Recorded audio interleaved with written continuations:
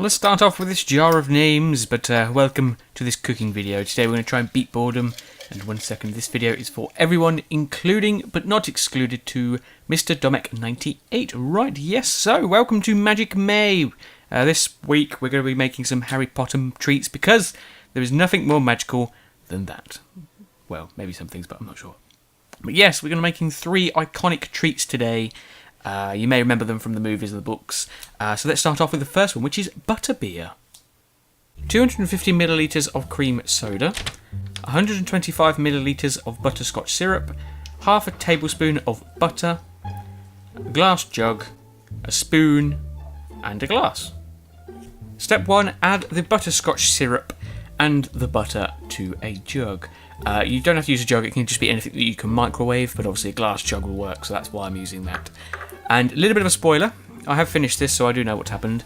It is far too much syrup, like it's far too sweet. So I would cut down on the syrup. I will actually, in the description, I will actually change the recipe so that it's what I would think it is more like. That makes sense, doesn't it?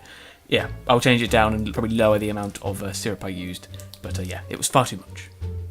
Step 2, microwave the mix on high for 1 to 1.5 minutes. Right, yeah, it's pretty self-explanatory. Just place it in, turn it around, and then when it dings, which it should do in a few seconds. Now, there we go. Yes, take it out. Be careful, because well, obviously it's going to be hot. You don't need to tell you that. But yeah, take it out, and then just give it a stir, just to make sure it's all sort of mixed. Yeah, that's what it's called.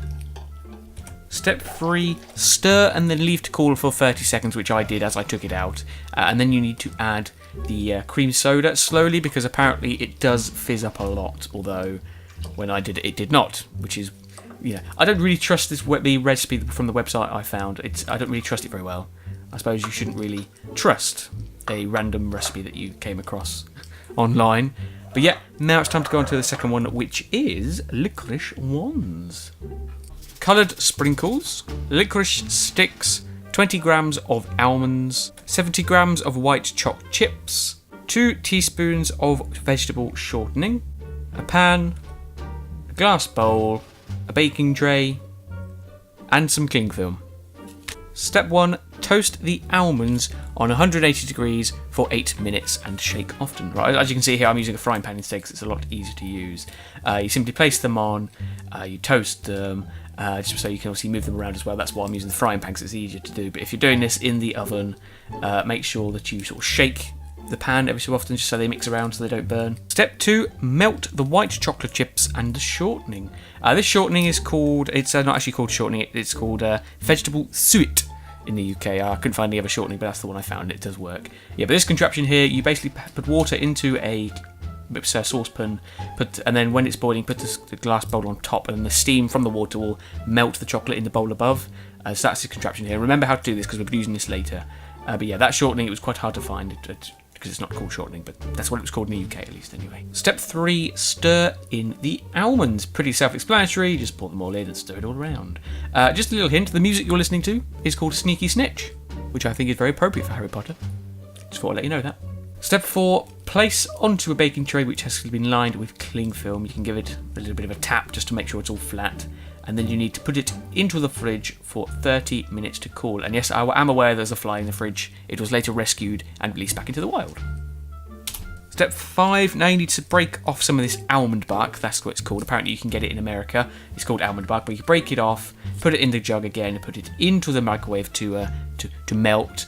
I don't know why you would freeze it first and then melt it again. I think it's because, like I said, you can buy almond bark in America. So I'm assuming that's why I did it this way, just so you can sort of tell, like, if you can buy almond bark straight away, that's what you would do. You just put it straight in the microwave. But obviously, because we had to make it first, I thought I would show you making it and then do this. But yeah, take it out, and what you need to do is take it out every 15 minutes to stir, and you need to do it for 1 to 1.5 minutes. Right, there's lots of this clip left. I don't know why I've left loads of this clip left in. Not much left now though, but yeah. So again, 1 to 1.5 minutes, and it's stir every 15 seconds. Yeah. And if you have bought almond bark, you can go straight to step 5 and skip the rest of it. Step 6, now you need to dip the tip of the licorice sticks into this mixture. It's quite hard to do. It was bit strange because it's got the almonds in and stuff. It doesn't really stick, but yeah, just sort of stick it all around just to get it in there. I can't really show you here because it's great camera work, JD. Great camera work. Yeah, but you do that, and sort of what I tried to do is I tried to get some of the almonds to stick on there as well. That's why some of them look like a bit like a club at the end. But when you've done that, you need to cover it with the chocolate with coloured sprinkles because it looks like it's casting a spell. And some of the ones, like the ones where you can see the black, obviously you can see the brown as well because I had to cut some of them, so I couldn't find sticks. I had to sort of improvise. But the ones that are black, they actually look like those old-fashioned ones. You know how it was the black with the white tips. So it does look quite like a wand, I suppose. But yeah, you can tell they look a little bit like clubs because I put the almonds in as well. Once you've done that, you need to put into the fridge to freeze for about an hour. Right. As you can see, the fly's gone now. It's been released into wild. Yeah, let's go on to the next one, which is the iconic chocolate frog. 240 grams of chocolate, 130 grams of peanut butter, 60 grams of sugar, a frog mould, a saucepan, and a glass bowl. Step 1, melt the chocolate using the same contraption we used earlier with the saucepan and the glass bowl. Then pour only half into the frog mould because you only need to pour up to halfway to fill it halfway. That's it. That's what I mean to say. You can give it like a little tap to or shake to, make it all flat. And then put that into the fridge for 5 minutes, just so it's slightly harder than what it is, but not quite set yet. Step 2, now you need to mix the peanut butter and the sugar. Right, now I have no idea why this untrustworthy website says to use sugar. It's apparently supposed to use confectioner's sugar. I couldn't find it. I use caster, but it's probably why this is a bit crunchy. But I don't know why you would mix the sugar with the peanut butter. I think it makes it a little bit less sticky, so maybe that's why. But it's totally unneeded. I would just put the peanut butter straight into what we're going to do in a minute, and I would just not mix it with the sugar. But that's just my opinion. I'll change it in the description, like I said. But yeah, it just makes the mixture crunchy, even though it was smooth peanut butter. So I have no idea why you would add the sugar. I would not recommend it. It just makes it all gritty and horrible. And no. So I would not. I keep saying that, but I would not. Then you need to pour some of this mixture into the chocolate frogs, but only like little, just a century bit, like you can see here. I only do 4 because Purple Cookies does not like peanut butter, so I only do 4. I do 4 for her and 4 for me. And then you just need to fill up the rest of it with chocolate, and then put into the fridge for another hour to harden, and then you will have your chocolate frogs. Right, that is it. On to the end. And there we are. Harry Potter treats are now finished. Yeah, look at it all. We're going to taste them now and see what they're like. So let's start with the chocolate frog. Yeah, so much choice. I don't know what to pick. Let's start with the chocolate frog, shall we? Okay, here we go. So I've only done 4 of these. I've done 4 plain chocolate because Purple Cookies doesn't like peanut butter, and I've done 4 with. So let's try one with the peanut butter. Here we go. I'm gonna bite his head off. Very interesting. Because I used the sugar in the peanut butter. I'm not sure why I used the sugar in peanut butter. I think maybe to make it less sticky. But you can definitely taste it's got sugar in it as well. Like, the gritty side.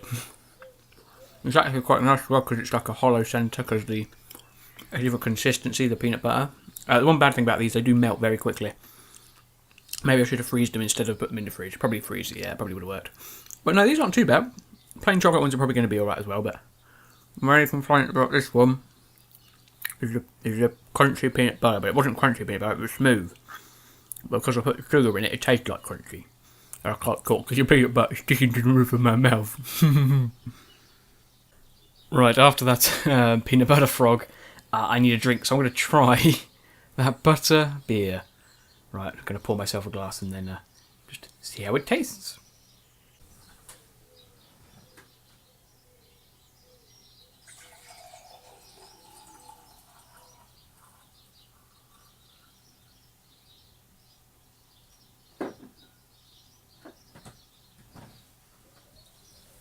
Right, so it's got a frothy top, so I assume that's good. Here we go then.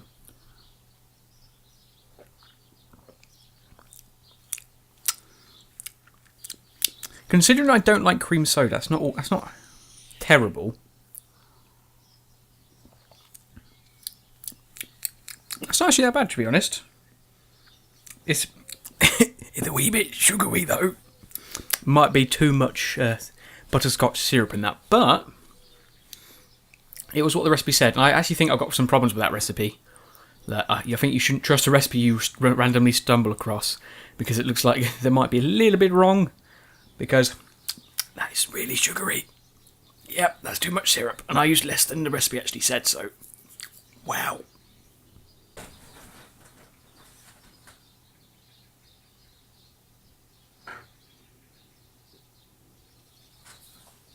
Right, next up we're going to try a Liquorice Wand, which didn't really turn out exactly how I would have liked. I mean, you do look like magic wands, like a proper magician's magic wand and not a Harry Potter magic wand, but they're like the, like a black one with white tips. It looks sort of like that. Some of them are a little bit like too top heavy. They're like little clubs instead of wands, but I guess they worked. I guess I'm going to try one now and see how it tastes.